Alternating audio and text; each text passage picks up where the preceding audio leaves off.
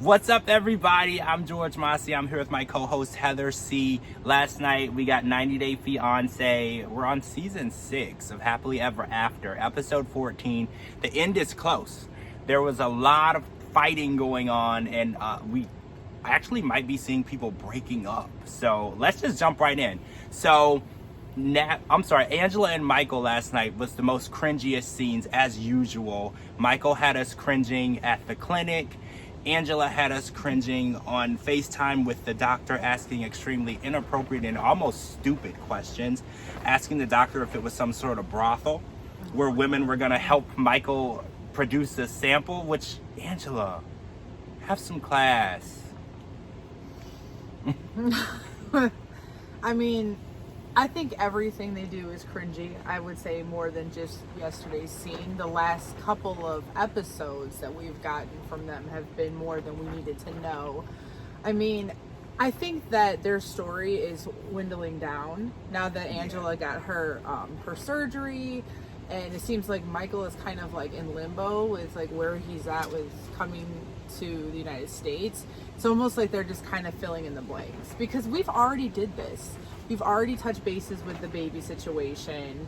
You know, Angela already said that, you know, she wasn't able to do it. So, I mean... And Skyla has also said that she's not going to do it. Everyone in the situation knows that the baby is out of the question, it seems, except for Michael. Yeah. It's not that he doesn't know, he's just not accepting it. So we're going to see next week when Angela goes to her fertility doctor, and she said she's using this as a reason to get the ways why this can't work. So she, in her words, can shut Michael up for good. I just don't understand. Like, if they're going to be in this so-called relationship, then they need to be honest with each other. And I feel like there's a set of honesty, but she's kind of just, like, bullies him. Like, if she doesn't want to have a kid, or if her body isn't able to have a kid, or whatever the situation is, just be like, look, obviously, I love you, you love me. Right. So... you know, if this is going to work, this is what I'm able to do, this is what I'm not able to do. And you can't build a relationship off of lies. And you can't bring children into the situation if you don't want them. That's not healthy. It's not. So I think that if she knows all this is just a bunch of games.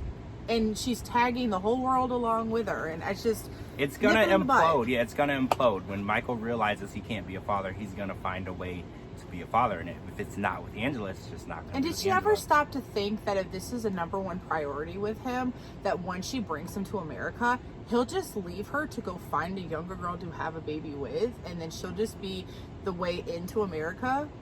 I mean, come on. They're throwing red flags. Listen to them before you end up paying for somebody who don't even want to be with you.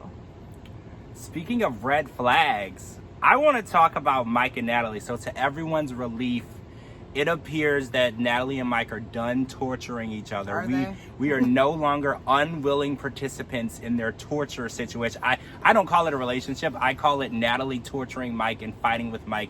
It's almost to the point where she enjoys torturing him, and we are unwillingly brought along each week as he's put into this horrible situation.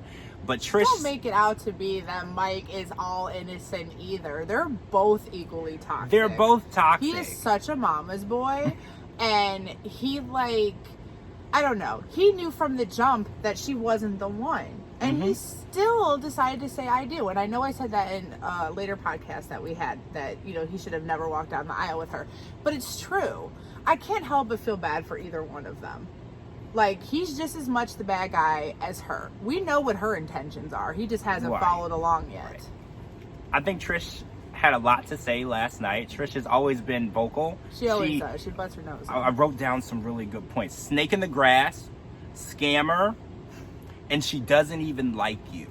She was really laying it on Natalie last night, and Trish has never been one to bite her tongue. That's why I think she didn't call her a hooker. I'm just gonna throw that out. I think if Trish did it, she would admit to it, because Trish is just, that's Trish. She doesn't care how you feel about her. I do like Trish though. I mean, I think that I like her honesty, at least. You know, like, I think she tried with Natalie, but she gave Natalie what Natalie gave to her, which was nothing. So Natalie already had her mind made up as to what she wanted to do, how she wanted to do it, and she just beat to her own drum. So I don't think there's anything that Mike could have did differently, that his mom could have did differently. She made her mind up from the jump what she was going to do and what her future was going to hold. It's obvious. That's why I feel like the breakup was inevitable. It was just time delayed. It's what she wanted. She wanted to get her nose fixed. She wanted to live with her friend. She wants to live her best life on Mike's dime. I said it. Let's talk about Brandon and Julia. So they returned after being missing from last week's show. And they were having a housewarming party, which I didn't get because they weren't actually done moving in.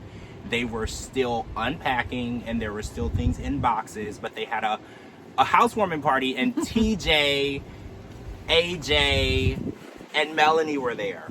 Why did he invite Melanie? Like, I'm going to stop you right there. But like, okay, Brandon, come on now. You knew the last interaction you had with her and your wife did not go accordingly. So you seem to think that it was okay to invite her over to your new place before anything was even squashed. And speaking of squash, did you catch Melanie's half apology where she said, "Oh, I'm sorry if I intimidated you"? Nobody is intimidated by you, okay? Right. Where did she feel that she was being intimidating? You were being rude. There's a huge difference. You know, Julia, bless her little heart. Like, she's she's something else. Like, when she tried to explain stuff, I was like, subtitles? But she's so cute, though. And you know what? She didn't deserve that. That's her house. You know what I mean? And she's 27 years old. She's a grown woman. At some point in her life, it's okay for her to have kids. She's married. I agree with you. Why the heck were they having a talk with her like she was some teenager, like she was 17, trying to plan a teen pregnancy? I agree 100%. She is a grown married woman, and that's when it's none of Melanie's business unless she likes Brandon. I agree with you 100%. There's no reason why they should have reacted that way to her wanting a baby. With her husband. They had no issue with her saying she wanted the stripper pole in the kitchen, but when she said that she wanted a baby with her 28-year-old husband, they said, "Oh, that's a terrible idea. That's insane." They're both at the age where they can be speaking of this. I do want to say that she should have said it to Brandon and had a conversation before she sprung it on everyone. I do agree with that. Brandon is very easily manipulated. His parents do it to him all the time. So I think like he could have been on board with it eventually with Julia if Melanie wouldn't have made it sound like such a bad thing. And his other friends too. I'm not going to just keep TJ and AJ had a lot to say too. Yeah, you're right. But it's like, how are you going to come to my house and then make me feel some type of way about my life that you have nothing to do with? You're not going to help pay my bills. So mind your own. I agree. Mind your own business. Stop telling people what they can and can't do with their lives and their bodies.